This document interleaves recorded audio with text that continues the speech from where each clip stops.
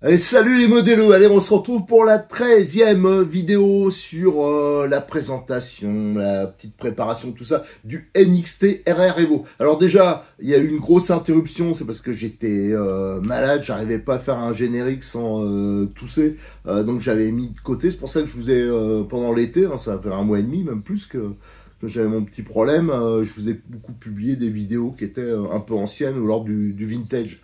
Donc là, on va reprendre le coup, on va les enchaîner. Donc cette 13e vidéo, je retourne le générique. Donc on va s'occuper du travail, vous voyez que c'est déjà monté.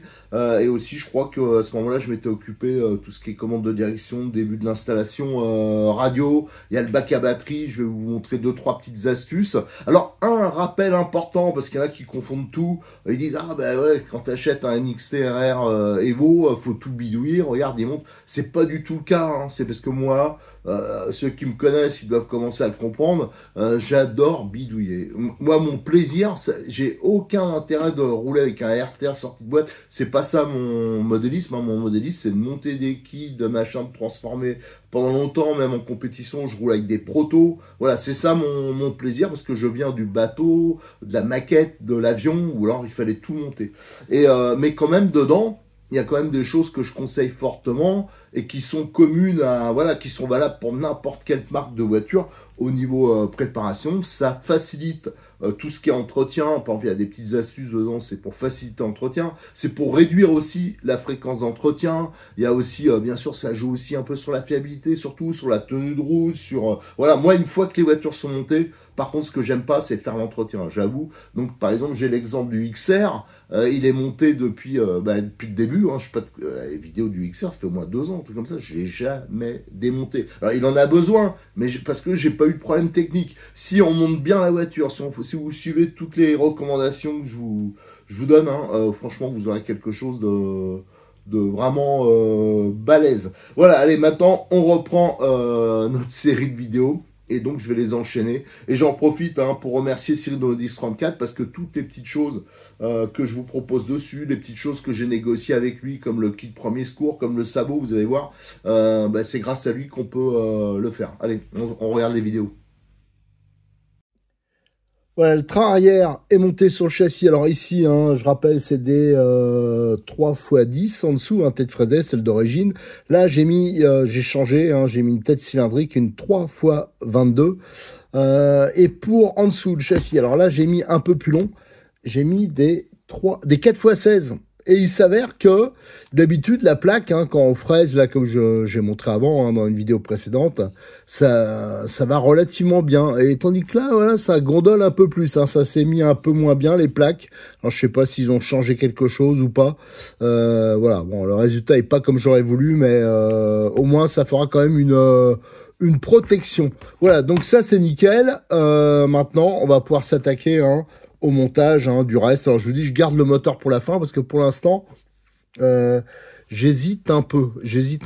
Normalement, je vais remonter celui qui est livré d'origine, mais j'ai tellement de moteurs du même type, quoi, mais ancien. Ça m'embête de monter du neuf. C'est que pour ça. Quand je change quelque chose, c'est juste parce que j'avais déjà les pièces et franchement, c'est embêtant de gâcher. Voilà. Allez, go. On s'attaque donc à la partie radio. Voilà, j'ai mis devant moi le nécessaire pour faire le montage de la boîte radio. Alors, je rappelle, ici, vous avez l'emplacement et un fraisage qui correspond à peu près d'1 millimètre de profondeur, donc qui est sous le cerveau. Ça permet de le mettre le plus bas possible. Et là, vous avez, regardez, 2 emplacements voilà, qui sont fraisés, qui permettent pile poil de mettre la boîte, de bien la caler plus facilement.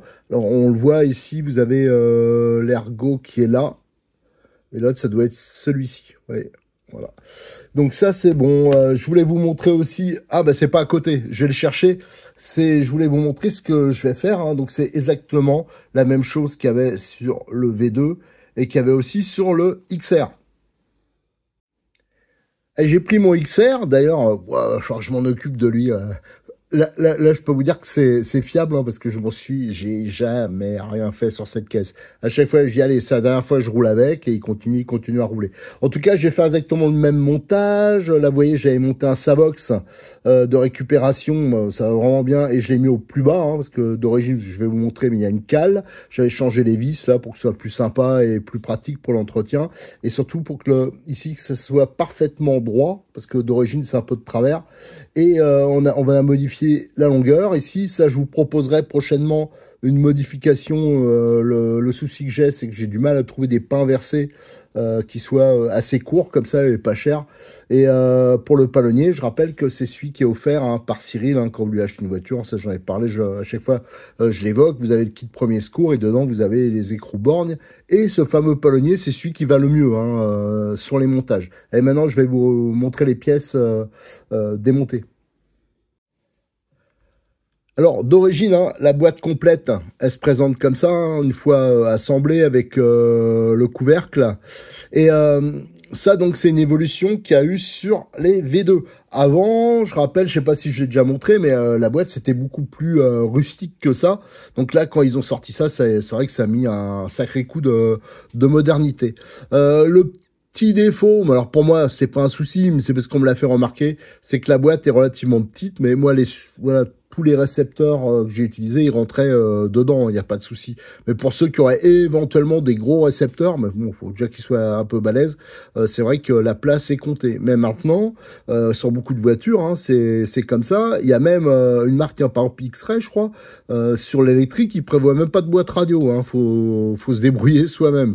Donc voilà, il y en a une qui est tout à fait correcte. Par contre, j'ai remarqué quelque chose. Ici, ça c'est un ensemble, j'ai demandé à Cyril qui me le passe, hein, c'est des ensembles qui vont monter, ils vendent des ensembles complets avec les cales, enfin là il manque juste les vis là, pour ceux qui voudraient faire, qui avaient par exemple une version un peu plus ancienne, et qui voudraient le passer en V2 ou en RR Evo, ou éventuellement qui veulent faire des petites courses et qui veulent un ensemble radio d'avance, de prêt, voilà, prêt à monter en cas de soucis. Alors ils vendent des ensembles, il y a la visserie, voilà, ça se présente plutôt comme ça, donc avec la visserie, tout ça, c'est bien. Là on remarque qu'il y a une bride qui avait, alors je vous le montrerai après, hein, quand ce sera démonté, mais il y a une bride qui bloquait les câbles, voilà, donc ça rendait en plus relativement étanche. J'ai remarqué sur le RR, en fin de compte, il n'y a plus la bride, les câbles ils rentrent direct. Alors c'est vrai que c'est plus simple, c'est voilà, en cas de démontage, mais c'est vrai que ça maintient un peu moins les câbles. Et ici vous avez des trous, tout ça c'est pour fixer, d'ailleurs c'est comme ça d'origine, les câbles avec des colliers. Non, franchement c'est quand même plutôt bien fait. Donc ça se présente en deux parties, voilà. Quand vous le prenez, généralement, par exemple si vous avez une version kit, voilà, imaginons que vous avez un RR, voilà, et ça vient comme ça. Voilà, si je me souviens bien, hop, hop, hop, alors j'essaie de pas me planter, de retrouver comment ça se monte. Non, c'est plutôt comme ça. Non, là je l'ai à l'envers. Bah, voilà, c'est comme ça. Donc en fin de compte, vous avez le trou ici pour aller enquiller les deux vis tête fraisées qui vont maintenir les deux ensemble. Donc c'est vrai que pour certaines voitures, ça peut permettre, si on récupère ça, d'utiliser le support à part et avec le récepteur. Voilà, on peut moduler comme on veut, hein, pour ceux qui veulent faire de la bidouille. Je pense particulièrement ceux qui veulent adapter sur d'autres châssis, ou alors qui ont un 4.2, qui veulent, voilà, tout ça c'est modulable. Et ça, je trouve que c'est quand même assez pratique, parce que jusqu'à présent, on n'avait pas vraiment ce système-là. Voilà, donc ça c'était une petite remarque spéciale bidouilleur. Là, on a des cales de 3 mm, c'est ce qui est livré d'origine. Voilà, donc c'est un peu balèze, on peut les ébavurer, hein, ça sera un petit plus.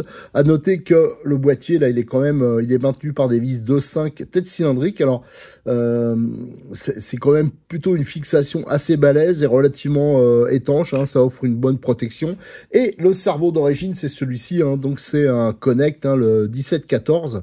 Donc ça dit bien, hein, puissant, enfin couple de 17 et une vitesse de 0,14, ce qui est en couple pour du RTR, c'est plutôt balèze, hein. En vitesse c'est standard. Alors ce cerveau, si vous voulez qu'il dure longtemps, hein, comme d'habitude, réglez bien vos butées. Hein. La plupart du temps, ils lâchent. Moi, à chaque fois qu'on me montre une voiture, oui, non, je les ai réglés, les butées. Et après, quand je le vérifie sur la bagnole, c'était réglé que dalle.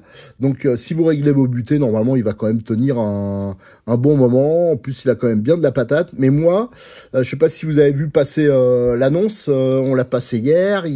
On réorganise. Alors, pour ceux qui n'ont pas connu, c'est qu'avant, RC Mag, on organisait beaucoup de courses tous les ans, notamment des RC Mac Cup, et ça depuis des lustres, hein, pas loin de au minimum une quinzaine d'années, voire plus que ça, hein, largement plus que ça, pas loin de 20 ans. Et cette année, on en refait une, c'était pas spécialement prévu, donc c'est le dernier week-end de septembre. Si vous êtes amateur, vous êtes le bienvenu, de toute façon ça s'adresse essentiellement aux amateurs. Et l'idée, ça serait de la faire tourner la voiture du coup. Comme je la monte là, pourquoi pas la faire tourner. Alors c'est pour ça que je vais quand même pas garder le cerveau d'origine. On va lui mettre un petit cerveau un peu plus, on va dire, compétition, mais en restant raisonnable, parce que les cerveaux, vous en avez à tous les prix. Il y en a qui valent 200, il y en a même qui valent jusqu'à 300 euros. Non, non, nous, on va rester sous les 100 euros largement, et on va mettre du Savox. Moi, c'est vraiment ce que je conseille quand on veut mettre quelque chose de plus qualitatif. Et je vais pas mettre du récent, je vais mettre un peu de l'ancien, et ça tombe bien, j'en ai... entre Noël, l'anniversaire, j'en avais 2 neufs, comme ça. J'ai un 2271 SG, une édition spéciale, qui est actuellement en promo chez Cyril, Black Edition, là, ils sont vraiment intéressants, ceux-là.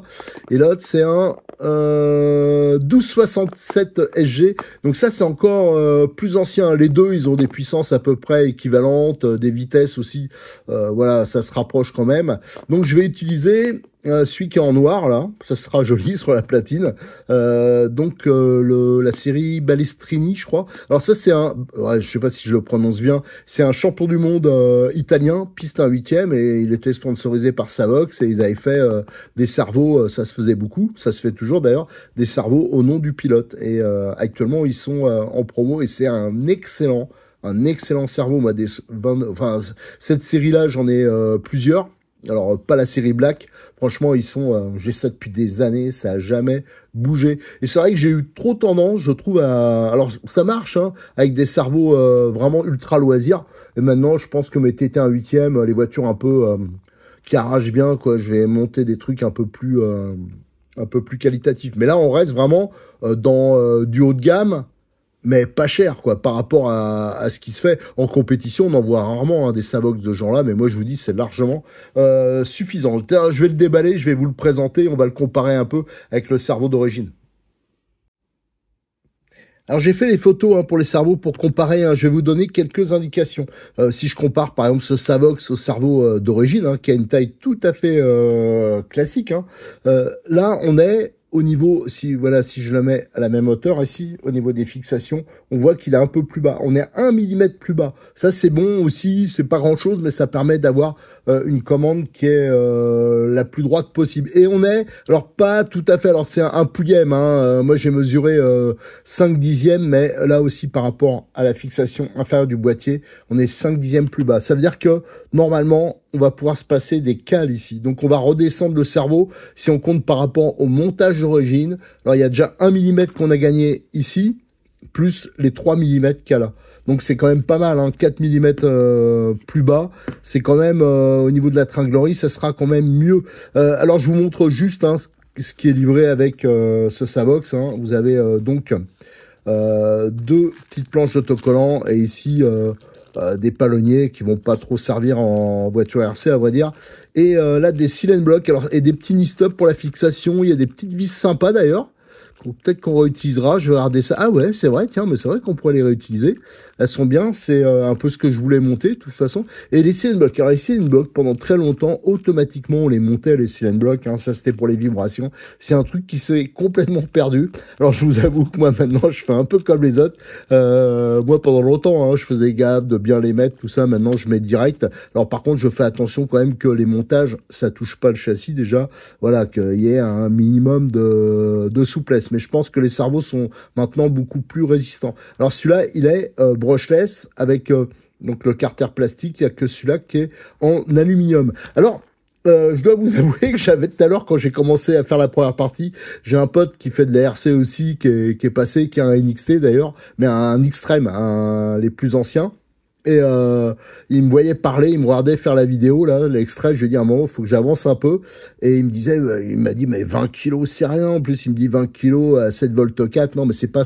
Franchement, ce qui compte, c'est la précision du cerveau. Il n'y a pas de souci, il faut pas se laisser embrouiller ou se laisser monter la tête que faut monter des 35, des 40 ou des 50 kilos. Franchement, ça sert pas à grand chose.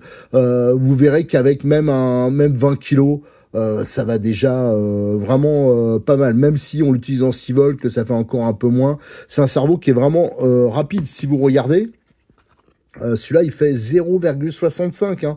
C'est vraiment de belles performances. Et pour moi, c'est que mon avis, mais sur un buggy 1/8, c'est la précision et la rapidité qui comptent le plus pour moi. Je pense qu'en puissance, c'est largement suffisant. Alors, justement, je lui ai dit, mais éventuellement, il y a des cerveaux que j'ai présentés il y a quelques temps, la nouvelle gamme Connect Elite. À la limite, tu peux aussi monter ça. Alors, ils sont un peu plus chers. Par contre, ceux-là, ils sont un peu plus modernes. Ils sont beaucoup plus récents. Et surtout, ils sont entièrement en aluminium. Tout le corps, il est en aluminium. Et là, on arrive à des puissances qui sont élevées. Ce modèle, par exemple, c'est 45 kg de couple. Par contre, la vitesse, on voit que c'est un peu moins rapide. Voilà. Mais bon, après, c'est une histoire de choix. Alors, 45 kg, c'est en 7 volts 4. En 6 volts, c'est 35 kg et 0,11. Voilà. Donc ça, c'est une histoire de choix. À savoir aussi qu'ils sont un peu plus lourds et automatiquement, ils sont aussi un peu plus hauts, un peu plus encombrants. Voilà. Donc, je voulais juste vous montrer ça. Allez, je vais assembler tout ça. Je vais faire tout mon montage et après, je vous dirai exactement les petites vis que j'ai utilisées. J'essaierai de vous donner un max d'informations. Allez, un petit point intermédiaire. Donc, j'ai monté le Servo Savox sur le support. J'ai utilisé les vis qui sont livrées avec. Donc, c'est quand même plus pratique que d'origine. Alors, comme toutes les voitures, c'est tête bombée avec des rondelles à part. Donc, on peut les paumer. Voilà. Donc, c'est quand même plus sympa. Mais dans le kit visserie, il y aura ces vis-là. Ce sera des 3x12 avec la rondelle intégrée. Pour ceux qui ne montent pas ce type de cerveau. Alors, ce qui est bien, c'est que là, on n'a pas mis la cale de 3. Donc, on a rabaissé le cerveau de 3 mm. Et comme il faisait en même temps, en plus, 1 mm plus bas au niveau du pignon, là, de la fixation du palonnier, on arrive à moins 4 mm. Donc ça, c'est bien parce que ça permettra de tirer plus droit. Là, j'ai fixé avec un petit collier, le petit collier qui est livré dans le kit premier secours, le câble. Donc ça, c'est nickel. Et il restera plus qu'à mettre le récepteur, à fermer le couvercle. Donc ça, pour l'instant, je le mets un peu de côté. J'en ai profité pour ébavurer en dessous, au niveau des fixations, parce que je rappelle, à chaque fois, quand vous mettez une vis, ça fait une petite boursouflure. Donc là, ça sera mieux au niveau, ça sera plus à plat. J'ai démonté le contrôleur. Alors déjà, pour le faire en photo, et aussi parce que j'avais expliqué que, comme j'avais du vieux matos, voilà, je vais réutiliser mon vieux matos, je vais pas prendre des trucs neufs à chaque fois, ça je le mettrai de côté, mais c'est un contrôleur qui est vraiment bien, ça c'est fiable, voilà, il n'y a pas de souci, c'est avec prise XT90, et on voit, c'était fixé par 4 vis ici. Voilà, contrairement au montage habituel où non, il y a du double face, donc on les retrouve ici. Ça permet de voir la platine d'origine et de la comparer par exemple à celle qui était sur le XR. Celle du XR, elle était faite à l'imprimante 3D. Là, c'est une vraie pièce moulée, donc c'est quand même plus sympa, plus précis. Et il y a des emplacements pour mettre des colliers et tout. Alors donc là, on a les 4 trous pour le contrôleur d'origine. Moi, je vais monter celui-ci. C'est un contrôleur que j'avais sur un Scorpion. Donc, ce que j'ai fait comme modif, j'ai fait une petite modif parce que comme les câbles moteurs sont plus courts, pour faire plus propre, bon, c'est un peu de boulot. Mais j'ai coupé les câbles, je les ai raccourcis. Vous voyez, j'ai enlevé tout ça. Vous voyez, c'était quand même assez long. Et donc, ça me permettra d'avoir moins de câbles qui se traballent. Et pareil, j'ai recablé, parce que c'était en DIN, avec du XT 90, et donc j'ai calculé pour que les câbles ils soient à peu près pile poil là aussi pour pas que ça se travaille partout. La différence ici, c'est que la fixation en dessous, ça c'est des contrôleurs qui n'existent plus, ça date de 10 ans je pense. Vous voyez, c'est pas du tout la même fixation là, avec 2 vis, et moi de toute façon je préfère quand même mettre un peu de double face pour que ça amortisse un peu. Donc je vais calculer, je vais voir le positionnement parce qu'il est un peu plus petit le contrôleur, et je vais repercer des trous là, et je mettrai en plus du double face. Ça, je vous le montrerai une fois que ça sera monté. Bien sûr, avant de pouvoir brancher le contrôleur sur le récepteur, hein, c'est pour ça que pour l'instant, j'ai pas monté cet ensemble-là. Il faut passer les câbles ici, hein, il y a le guide des câbles. Voilà, ça c'est pratique. Et ça va passer aussi sous le palier, les paliers du diff central. Donc tout ça est prévu. Là c'est un du XR, mais la seule différence, hein, c'est que là la cale était faite à l'imprimante 3D. Maintenant c'est une cale moulée. Mais j'avais cette pièce là, je vais l'utiliser parce qu'elle était déjà, je vous dirai, hein, de toute façon les tailles, mais les vis j'avais un peu modifié là, pas modifié, j'avais mis une taille un peu différente. Donc pour l'instant je montrerai celui-là, mais plus tard, hein, quand on se fera un petit peu de préparation sur la voiture, notamment quand je le passerai sûrement avec les amortisseurs à plat, tout ça, je remettrai un système, c'est juste pour gagner un peu de poids et un peu de place, comme j'ai sur le XR, je vous montrerai à ce moment-là. Mais vraiment les supports qui livrent avec, là, ça a été un énorme progrès par rapport à ce qui se faisait avant, et c'est vraiment très moderne. Voilà, donc ça, il n'y a pas de souci à ce niveau-là, et c'est fixé par 4 vis. Voilà ce que je pouvais dire. Je vais continuer mon montage, et on se retrouve après. Allez, je vous montre, hein, pour le contrôleur, hein, donc j'ai repercé juste et j'ai mis des vis, donc tête bombée avec la rondelle intégrée, mais par contre j'ai aussi mis du double face, hein, comme ça garde un peu de souplesse. Alors pour le centrer, ce que j'ai fait pour que le double face ça tombe nickel, parce qu'autrement pour tomber en face des trous c'est pas évident, c'est moi j'avais mis des vis sans tête dessus, donc ça m'a permis de guider, et une fois bien en place, collé, j'ai retiré les vis sans tête et j'ai remplacé par mes vis tête bombée avec la rondelle intégrée. Et là, j'ai fixé mes colliers. Là, au double face, c'est celui qui est livré dans le kit premier secours. Et voilà, donc ça, je vais pouvoir le monter. Câble raccourci. Ça va être, je pense, nickel. J'ai ensuite bossé aussi un peu sur le support batterie. Alors, normalement, moi, sur le XR, c'est pas celui-là que j'utilise, mais là, on va le monter. Donc, j'avais en rab, j'avais le modèle du XR, quand j'avais fait le montage, hein, je l'avais présenté comme ça, j'avais dit que je n'utiliserais pas, mais j'allais monter quand même. Et donc c'est pour ça que je vais juste vous montrer la différence entre celui du XR qui était à l'imprimante 3D et celui-là qui est moulé. Donc je l'ai monté parce que le support je l'avais déjà. Et j'avais fait une modif. Alors j'ai retiré les scotch parce que pour protéger les vis là, je mets du scotch comme ça, mais là pour les photos, je l'ai montré, voilà, je l'ai retiré, et en fin de compte, j'ai percé ici des trous de 2,5, j'ai mis des vis 2,5 tête fraisée, longueur 8, et de l'autre côté, voilà, j'ai percé en même temps la sangle, rondelle de 2,5 et une stop. À savoir que ça, du coup, je vais le rajouter dans le petit kit visserie complémentaire spécial NXT RR Evo, et voilà, pourquoi j'ai fait ça? C'est parce que ça permet à la sangle de rester à sa place, qu'en fin de compte, elle peut pas tourner. Tandis que si, avec le montage d'origine, hein, c'est d'ailleurs le cas avec tous les bacs, quand on tire un peu, ouais, des fois on tire un peu, alors après on se retrouve avec la sangle qui est mal placée pour la fermeture, tandis que là, au moins, ça la bloque dans la position optimale, hein. Ça veut dire qu'on sera quand même beaucoup plus... voilà, on sera pas embêté par ça. Moi, c'est vraiment quelque chose, souvent, avec les sangles qui m'embête. Voilà, donc c'est la petite modif que je vous propose, qui est très simple à faire et qui va très bien. Allez, je vais monter maintenant tout ça sur la voiture et on se retrouve après.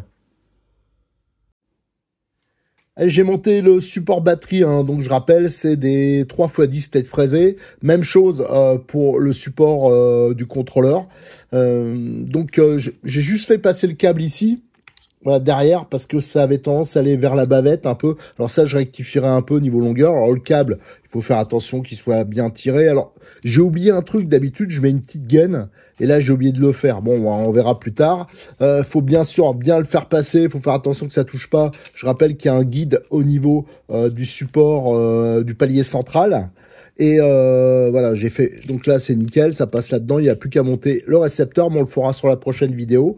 Et je vous proposerai aussi une petite modif, là je l'ai juste mis en place comme ça, hein, mais je vous proposerai une petite modif là-dessus, il y a longtemps que je devais le faire, pour avoir un pas inversé ici, pour que ça soit ajustable. Donc je vais chercher dans mon stock, et c'est pas évident, parce que là il faut vraiment quelque chose de très court. Allez, on fera ça sur la prochaine vidéo que je vais tout de suite enchaîner. Alors comme d'habitude, hein, je vous rappelle, n'oubliez pas de liker les vidéos, de vous abonner, de partager sur vos réseaux sociaux si vous aimez bien ce qu'on fait, parce que nous on est une association, donc ça nous aide beaucoup. Et je remercierai jamais assez hein, Cyril de Modis 34, grâce à qui on peut faire toutes ces vidéos, et aussi qui me suit un peu dans tous mes délires.